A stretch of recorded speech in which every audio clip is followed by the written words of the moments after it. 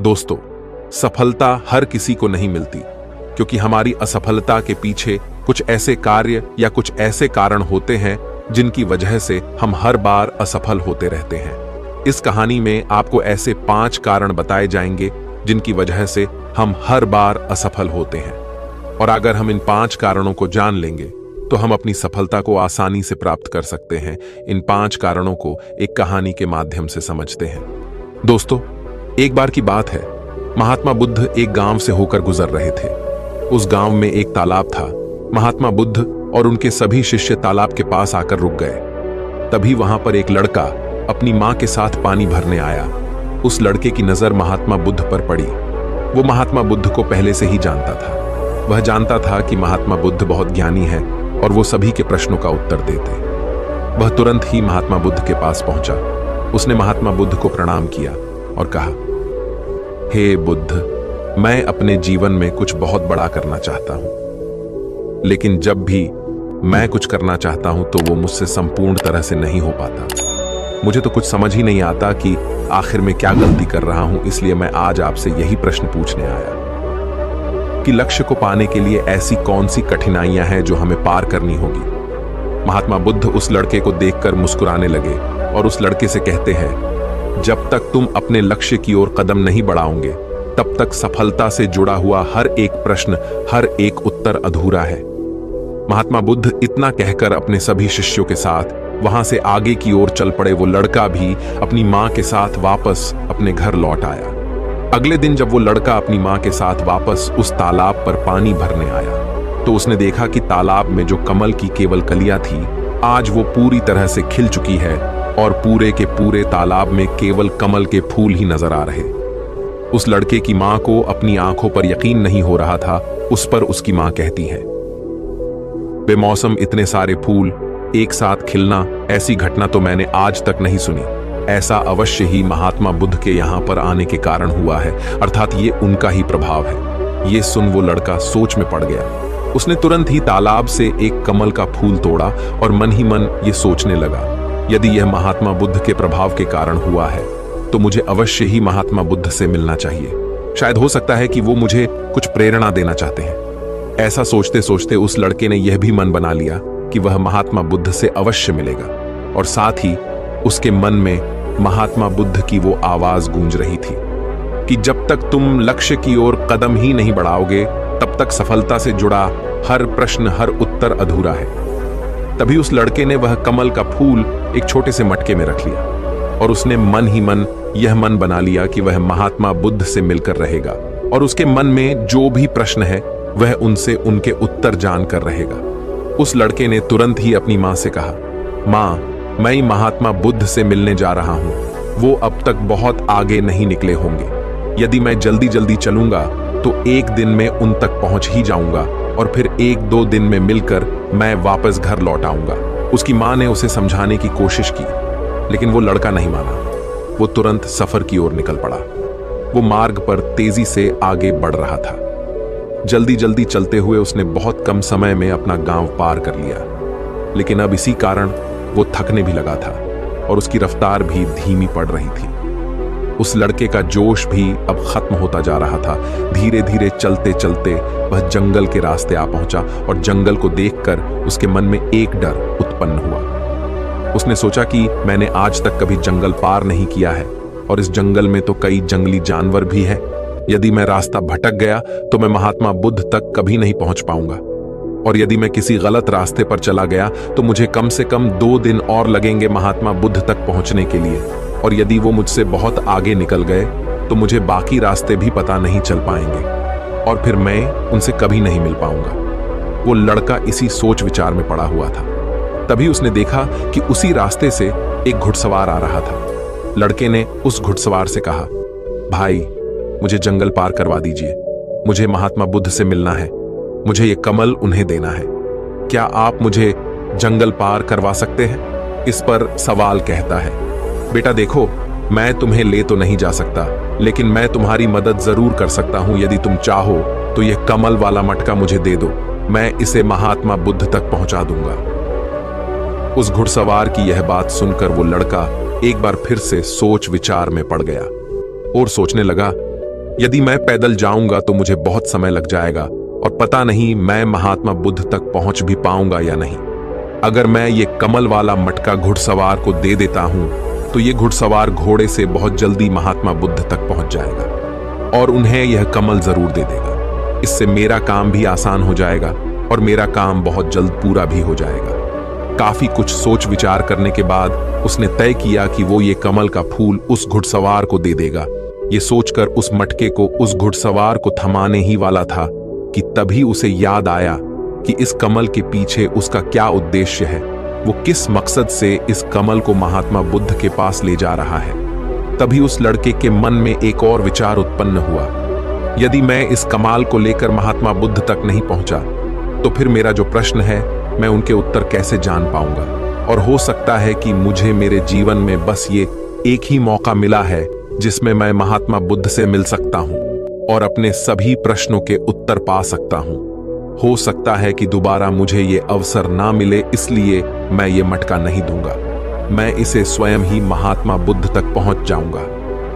काफी कुछ सोच विचार करने के बाद उसने घुड़सवार से कहा, देखिए, ये मटका तो मैं खुद ही उन तक ले जाना चाहता हूं क्योंकि मेरा उनसे मिलना बहुत जरूरी है। मेरे मन में कई प्रश्न हैं जो मैं उनसे जानना चाहता हूं, इसीलिए यह फूल मैं ही उन्हें दूंगा। इसलिए कृपया करके मुझे जंगल से बाहर निकलने का रास्ता बता दीजिए, मैं स्वयं ही चला जाऊंगा। इस पर उस घुड़सवार ने उस लड़के को जंगल से बाहर जाने का रास्ता बता दिया और उस मार्ग पर आगे की ओर बढ़ चला।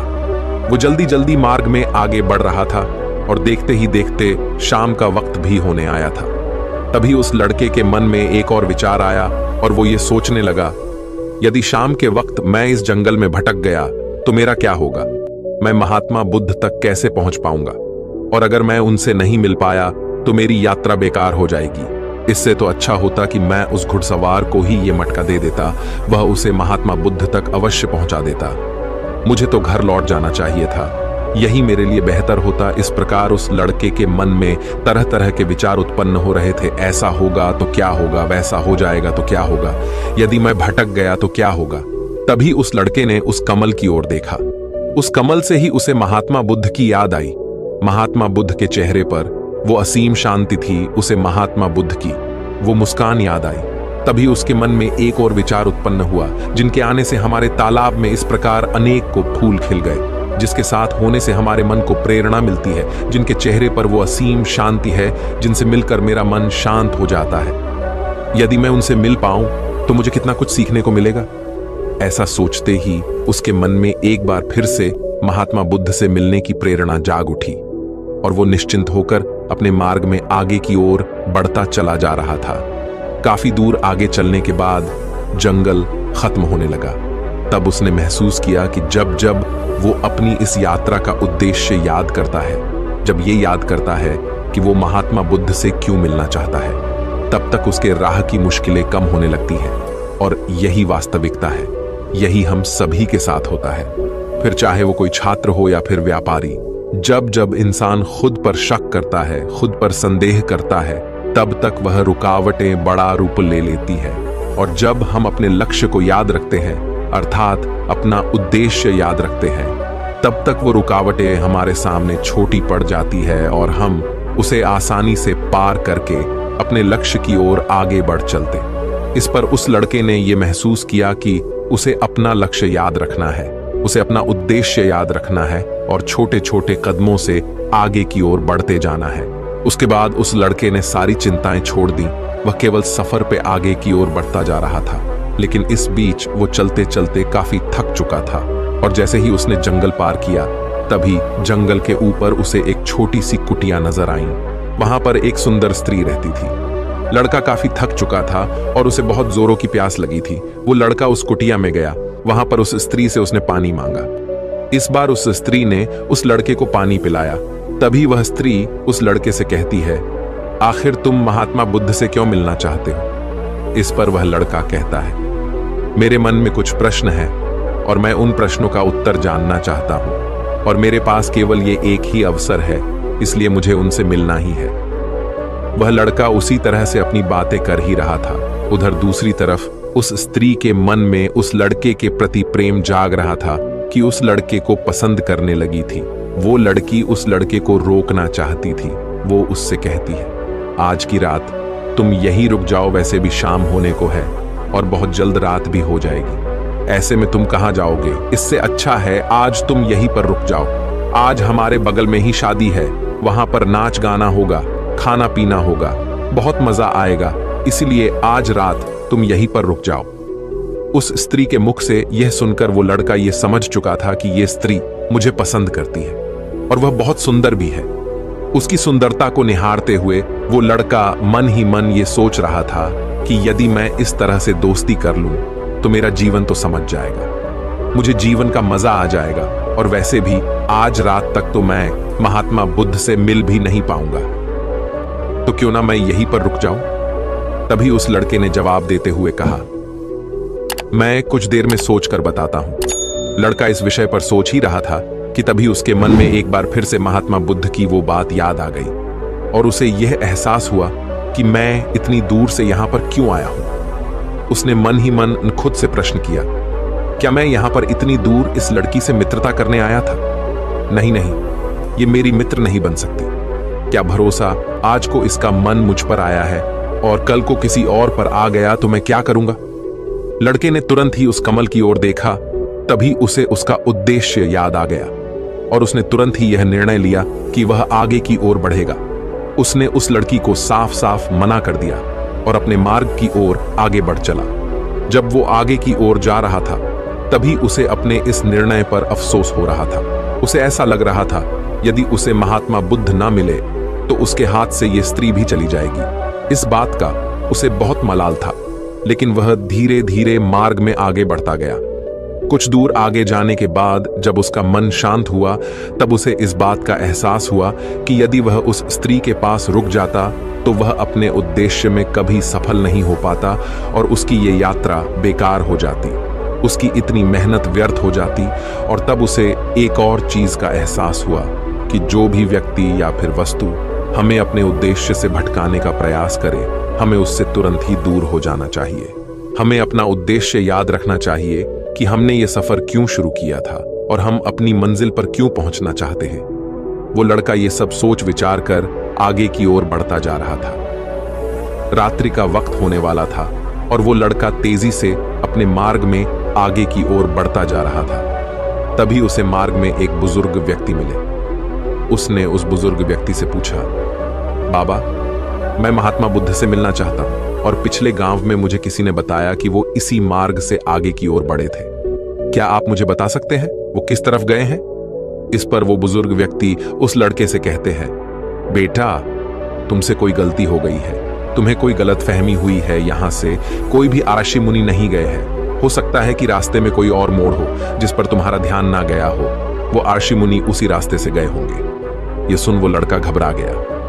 अभी कुछ ही घंटों पहले तो मैंने उस बस्ती को पार किया था। यदि मैं वापस गया तो मैं बहुत पीछे हो जाऊंगा और अब तो अंधेरा भी होने को है। मेरे पास ना तो कोई रहने का कोई साधन है और ना ही खाने पीने का। मेरी तो पूरी यात्रा बेकार हो गई। मुझे तो लग रहा था कि मैं महात्मा बुद्ध से अवश्य मिल लूंगा, लेकिन अब लगता है कि यह मुमकिन नहीं है। मैं उनसे नहीं मिल पाऊंगा। इस प्रकार के कई विचार और उस लड़के के मन में उमड़ने लगे। वो लड़का खुद पर संदेह करने लगा। जैसे ही उसके मन में इस प्रकार के विचार उत्पन्न हुए, मानो उसके पैरों में किसी ने बेड़ियां डाल दी हो। वह बार बार केवल एक ही बात सोच रहा था कि आखिर वो मुझे क्यों नहीं दिखाई दिया। मैं बार बार एक ही गलती क्यों करता हूं? मुझसे इतनी बड़ी गलती कैसे हो गई? ये सोचकर वो लड़का सर पकड़कर वहीं पर बैठ गया। कुछ देर तक तो उसे कुछ भी समझ नहीं आ रहा था। तभी उसे उसकी माँ की बात याद आई। उसकी माँ ने उस लड़के से कहा था, बेटा, हर गलती में सीख छुपी होती है जो हमारे जीवन को और भी बेहतर बनाती है। ये बात उसे याद आते ही उसका मन शांत होने लगा और देखते ही देखते उसका मन पूरी तरह से शांत हो चुका था। और वो लड़का बार बार अपने मन में अब एक ही बात दोहरा रहा था कि हर गलती में सीख छुपी हुई होती है और हमें वो और बेहतर बनाने आती है। उसने अपनी गलती को स्वीकार किया। वो कहने लगा, हाँ, मुझसे गलती हुई है। मैं जल्दीबाजी में बिना सोचे समझे बस मार्ग में आगे की ओर बढ़ता जा रहा था। जैसे जैसे लोगों ने कहा, मैं उसी तरह से आगे की ओर बढ़ता चला गया। उसके गलती स्वीकारते ही उसका मन पूरी तरह से शांत हो गया। उसकी निराशा अब आशा में बदल चुकी थी। वह एक पेड़ के नीचे बैठा हुआ था। तभी उसने देखा कि कुछ जानवर नदी से पानी पी रहे थे। ये सब देखकर उस लड़के को याद आया कि जब वह पहली बार महात्मा बुद्ध से मिला था तब पानी के पास ही मिला था, और महात्मा बुद्ध के साथ उनके कई शिष्य भी हैं, तो उन्हें पानी की तो आवश्यकता जरूर पड़ेगी। इस बात पर उस लड़के को तुरंत ये समझ में आ गया कि महात्मा बुद्ध भी उसी रास्ते से भ्रमण कर रहे होंगे जिस रास्ते पर पानी होगा। तभी उसने सोच विचार कर यह तय किया कि वापस जाने से अच्छा है क्यों ना मैं नदी के किनारे किनारे आगे की ओर बढ़ता रहा। ऐसा सोचते ही उसने तुरंत ही रास्ता बदल दिया और अब वह नदी के रास्ते आगे बढ़ने लगा। जैसे जैसे वो आगे बढ़ता जा रहा था उसका मन और भी हल्का होता जा रहा था, उसका मन और भी शांत होता जा रहा था। तब उसने अनुभव किया कि जब मन बहुत शांत होता है तो हमारा मन बहुत हल्का हो जाता है और जल्दबाजी नहीं करता और ना ही किसी में या खुद में कोई कमी निकालता है। हमारी बुद्धि पहले से बेहतर काम करने लग जाती है। तब उस लड़के ने इस बात का भी अनुभव किया कि खुद से शिकायत करना एक बहुत बड़ी कमी है जो हमें दुख की ओर ले जाती है। चलते चलते लड़के के मन में विचार आया, यदि मैं अपने गांव में ही रुक जाता तो ये सारे अनुभव में कभी नहीं प्राप्त कर पाता। ऐसा सोचते सोचते वो मार्ग में आगे की ओर बढ़ रहा था। तभी उसे महात्मा बुद्ध के कुछ शिष्य नजर आए और उन्हें देखकर वो लड़का बहुत प्रसन्न हुआ। वो अपने मार्ग में और भी तेजी से आगे बढ़ने लगा और आखिरकार लगातार 2 दिनों का सफर तय करने के बाद वो महात्मा बुद्ध के पास पहुंच ही गया। वह तुरंत ही महात्मा बुद्ध के पास पहुंचा। उसने महात्मा बुद्ध को प्रणाम किया और उन्हें वो कमल का फूल भेंट कर दिया। इससे पहले वो लड़का कुछ कहता तभी महात्मा बुद्ध ने कहा, बहुत सुंदर, ये कमल पूरी तरह से खिल चुका है। 2 दिन पहले ही तुमने मुझसे पूछा था कि लक्ष्य को पूरा करने के लिए इंसान को कौन सी कठिनाइयों को पार करना पड़ता है, लेकिन 2 दिनों बाद तुमने बहुत सारे अनुभव प्राप्त कर लिए हैं। तुम्हारा ये धैर्य और ये मुस्कान देखकर लगता है कि तुमने इस यात्रा में बहुत कुछ सीखा है। इस पर उस लड़के ने यात्रा में घटित हुई हर एक बात महात्मा बुद्ध को बता दी। तभी महात्मा बुद्ध ने उस लड़के से कहा, तुम्हारे मन में जो भी प्रश्न है मैं उनके जवाब तुम्हें जरूर दूंगा। आगे महात्मा बुद्ध कहते हैं, बिना कोशिश के हर चीज जरूरी है। जब इंसान किसी लक्ष्य के लिए उस रास्ते पर चलता है तब सबसे पहले वह अपने अनुभव से ही सीखता है, और जब धीरे धीरे उसका विवेक जागृत होने लगता है, उसकी बुद्धि काम करने लगती है, तब दूसरे के अनुभव और दूसरों की गलतियों से भी सीखने लगता है। जीवन में यदि सफल होना है, किसी लक्ष्य को प्राप्त करना है, तो सफलता का रहस्य से सीखने से पहले हमें उस रास्ते पर चलना पड़ता है। महात्मा बुद्ध आगे कहते हैं, किसी भी लक्ष्य को प्राप्त करने के लिए उस रास्ते में हमें 3 दिक्कतें आती हैं और इनका निवारण करने के बाद ही हम अपने लक्ष्य तक पहुंच पाते हैं। और तुमने भी वो 3 बातें सीख ली।